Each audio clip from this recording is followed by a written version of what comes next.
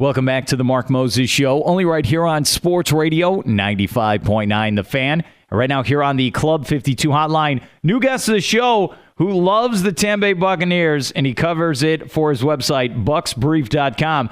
Yeah, we're going to talk some Bucs and the NFC South. His name is Christopher Fisher with bucsbrief.com. Chris, how you doing today, man?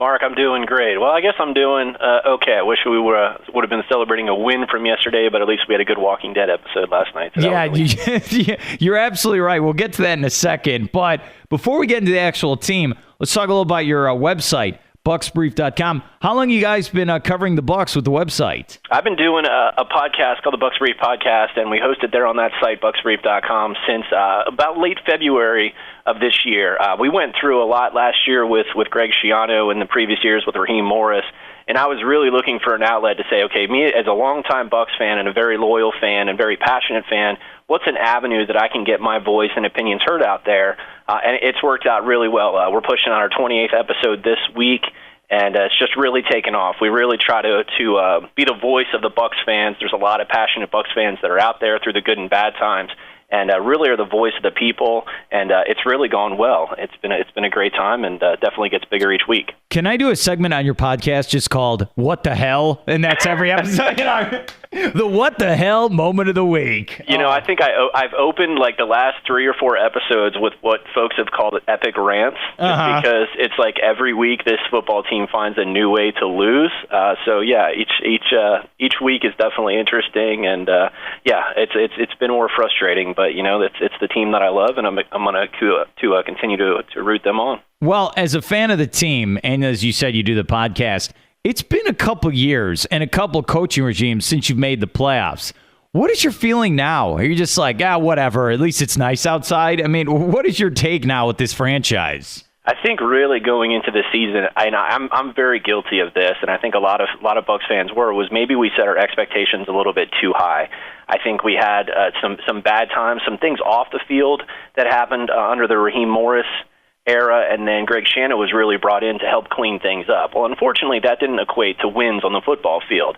And then we had some embarrassing moments last year with the Josh Freeman saga, with MRSA, just with all this stuff going on. And I was thinking coming into this year, okay, Lovie Smith, well-respected coach, comes from that Coach Dungy coaching tree. I really thought that, okay, this is the coach who's going to turn things around. And I said many times that I thought it was a good hire. I really felt like this was the coach that this team needed, not only from an on-field standpoint, but just really to end this era of being the most embarrassing team in the football in the NFL, really. And it hasn't worked out because this is a 1-8 football team right now. We're here with Christopher Fisher with bucsbrief.com and his podcast, Talking Tampa Bay Buccaneers Football. Do you feel like this is a project, though, that it's not going to, you can't have the fairy dust and it'll be turned around in 2 weeks? Don't you feel like maybe it might take 2 or 3 years for this finally to work with Lovie Smith? At this point, absolutely. And I think some fans are a little bit disappointed because when they came in, Jason Light was hired as the GM. Coach Lovie Smith was brought in. They didn't sell this as a rebuilding project. They said that we're going to win now. Mm-hmm. So they want the fans to hold them accountable if they're not out there winning football games. So if you look at the complete roster overhaul that this squad has had, it's about a 60% roster overhaul from the players who were here last season. So that's where I think as fans you start questioning, okay, if you brought in your players and it's not equating to wins on the football field, that's where they start to question the direction of the football team. It's pretty clear to me the guys that were brought in, most of them are not playing well. There's a few areas of this football team where we've got some great players like Gerald McCoy, Lavonte David, but overall this roster is missing so many key positions. And it's going to take unfortunately, a few years, in my opinion, of building through the draft, which is something that this team has not done well over the last 10 years. Do you think they made the right move this past offseason, getting rid of Darrelle Revis for a bag of beans? What was your take? Well, I think ultimately bringing in Darrelle Revis, if you're only going to keep him here from one season, was a mistake. You look at that, you ship that first-round draft pick, it goes to the Jets, they pick up the defensive tackle. I think maybe that was the initial mistake, but I think, too, is the former GM, Mark Dominic, was trying to be aggressive each year, bring in these high-priced free agents. You look at Vincent Jackson and Eric Wright, Carl Nix got a big contract, and then you go and you bring in Darrelle Revis because they felt, in my opinion, they were only one or two pieces away from this team being a playoff football team, and that just hasn't worked out. Now, when they ship out Revis, we're sold on, well, we bring in Anthony Collins, we bring in Altron Werner, we bring in Michael Johnson. So we're able to sign all these other guys by shipping off Revis's contract. And unfortunately, out of all those players, the only one who's played well this year at times is Altron Werner. The other guys have been absolutely horrible, and you're paying them all that money now.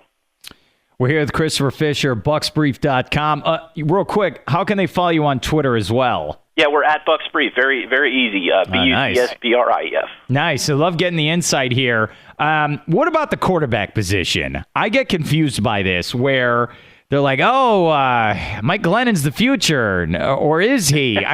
What is going on with Mike Glennon? Do they love him or they do not love him? I did not buy that for one moment. I actually laughed when Lovie Smith said that because it's pretty well known, and I believe they were trying to ship Mike Glennon off in the offseason.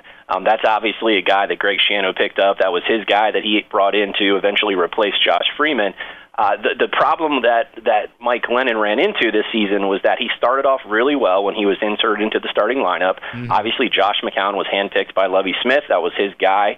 He got hurt, so insert Mike Glennon.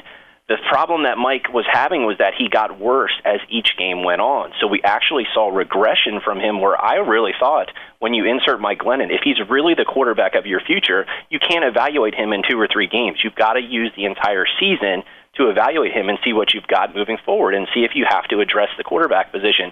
The problem was he got worse week in and week out, and I think really he single-handedly did some things in that Cleveland Browns game that cost him that job. And I don't think that the quarterback position was one that Josh McCown actually won back. I think Mike Glennon actually lost it. How about Mike Evans? 2 touchdowns against Cleveland, had another yesterday. What's your take on his season so far? Mike Evans is an absolute beast, and I was so critical of that draft pick because when I looked at what he did at Texas A&M, they didn't ask him to run a lot of different routes. I thought he was going to have a difficult transition coming into the league because I thought, this guy's got a huge opportunity, a great ceiling, but he's only really played 3 years of organized football. So how long is it going to take him to develop into a great wide receiver? And we're already seeing that develop. I had a huge game yesterday, 7 catches for 125 yards and another touchdown. He's doing the things. He's blocking. He's aggressive. He's not catching the ball off his pads. He's ripping the ball out of the air. He has developed into a huge weapon for this Buccaneers football team. And ultimately, right now, he has replaced Vincent Jackson as that number 1 offensive target. So I'm very happy with how he's developed, and I'm actually very surprised that he's taken off so quickly. Are the Bucs a bad football team, though? You were very positive right there, but is this still a bad football team? There's not many things to be positive about, except maybe Mike Evans and Patrick Murray, the kicker, who's done well this year. But I called this weeks ago on my podcast that it's the worst football team in the NFL, and week after week they continue to prove that. I know from a record standpoint, folks can say, well, the Oakland Raiders are worse, but if you just look at the overall analytics and statistics for this football team, it's god-awful. The horrible defense, the offense is not much better. So this is not a bad football team. It's a horrible football team right now. Does it anger you that you're technically still alive for the division? Is that what really angers you at the end of the day? It angers me to the fact that because this team does not deserve to even sniff the playoffs at this point. Because when you can say, well, you're 2 or 3 games out, but you're also up for contention to having the number 1 overall draft pick. I mean, It just proves that the NFC South is that bad this year. I think I'm more disappointed that I had so many expectations coming into the year for this team that they wouldn't be this bad. So if they would just actually be an average football team, absolutely, they'd be in contention right now for the playoffs. See, would you pay to go to a game for the rest of the year? Do they deserve your money?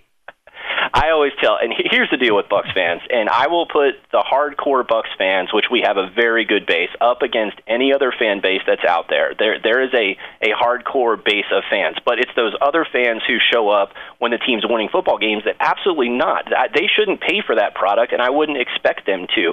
You're always going to get your hardcore fans who go week in and week out, no matter if the team's winning or losing, but I think the hardest job in the NFL right now is a Buccaneers ticket rep and how you could sell that product because they have not won a game at home, Mark, since December of 2013. So they could go if they don't beat the Bengals here in 3 weeks. they could go a full calendar year without winning a game at home, and then you've got the Packers and the Saints coming to town after that. So it's very possible they could go winless in 2014 at Raymond James Stadium. Are you already looking at the draft? Are you there already? Maybe looking at a quarterback? What's your take? I think I was looking at the draft about 2 or 3 weeks ago, to be honest with you. And the unfortunate thing, Mark, is that it's not only a quarterback that's needed, but there's so much that's needed on this football team. So when they got rid of Mark Barron, shipped him off for a couple draft picks, I think it makes sense right now to get rid of those guys who were not contributing and try to acquire some draft picks. Quarterback is obviously the big talk right now. There's 2 guys that are at the top of the board. That's Marcus Mariota out of Oregon, and obviously being in Florida, everyone knows Jameis Winston. So I do think that it would make sense, especially if you're going to have a top 5, top 3 pick coming into this draft, that you seriously need to do an evaluation of this quarterback position and get it right. That's the tricky thing. The Bucs have taken quarterbacks in the first round with Josh Freeman, with Trent Dilfer, and those guys haven't worked out. So, yes, it's a need. Yes, you need to probably go get who you consider that quote-unquote franchise quarterback, but you also have to develop that player, and he has to work out for your football team. We're here with Christopher Fisher, BucsBrief.com, talking some Bucs football here on the Club 52 hotline. Gene Deckerhoff is a good friend of the show, the voice of the Buccaneers. Right. I've even told him his fate is to have Winston on Sundays. He needs to be with Winston his whole career. Would you be cool? Would you be all right if Winston was wearing those jerseys? Okay. I'm a graduate of the University of Florida. Okay, Mark. So let me say that. So I can evaluate Jameis Winston as a football player and what he does on the field. And in my opinion, he is a very good on the field quarterback. I think he has great pre-snap reads. I think he does very well. I do have a serious problem with what's going to happen off the field with his immaturity, if that's going to improve. So there are some serious red flags and concerns, and I try to be unbiased with that and only focus on the fact that, yes, he is extremely talented football player at that quarterback position, but when you're going to make that risk and you're going to make this kid a top 5, top 3 draft pick, is that off the field stuff going to rear its ugly head? So that kind of comes into question when we talk Jameis Winston. All right, bonus question. Does Will Muschamp, is he come back in 2015? I might be one of the only folks that you'll have on the show that will say that I'm absolutely behind Coach Muschamp and have been for many years. I thought after that Missouri game that there was no shot, but they come out and beat Georgia, do the job against Vanderbilt. Let me tell you, if they can beat South Carolina at home and just keep it close with Florida State, they don't even have to win that football game. Absolutely, Coach Muschamp will be back next year. Final question with Chris Fisher, BucsBrief.com. Check out his podcast. You got Washington, then Chicago. Where's the win? You getting a win in one of those? I think Bears you can win. I think you can win. Man. Yeah, man, how bad is Chicago? Like, thank God that we had those 2 stinker of a games against Atlanta and then against Baltimore. But man, that performance that Chicago put up last night was just embarrassing. I don't know if something was going on at their press conference today, but there was a lot of hype that they might potentially actually drop some big news. The team up in Washington. Who knows? The team is really, the Bucs have played better on the road. Their only win they had this year was at Pittsburgh, who just got beat by the Jets yesterday. So it almost makes that win not seem so great. But it's a good question. Where does the next win come? They really have to take it week to week. This is an extremely undisciplined football team right now that's really shooting themselves in the foot week after week. His name is Christopher Fisher, BucsBrief.com. Great stuff. And you said on Twitter as well, Bucs Brief. Chris, thanks for coming on, talking some Bucs football to me, and I hope I can get you on again. Hey, Mark, I appreciate it, buddy. Have a great day.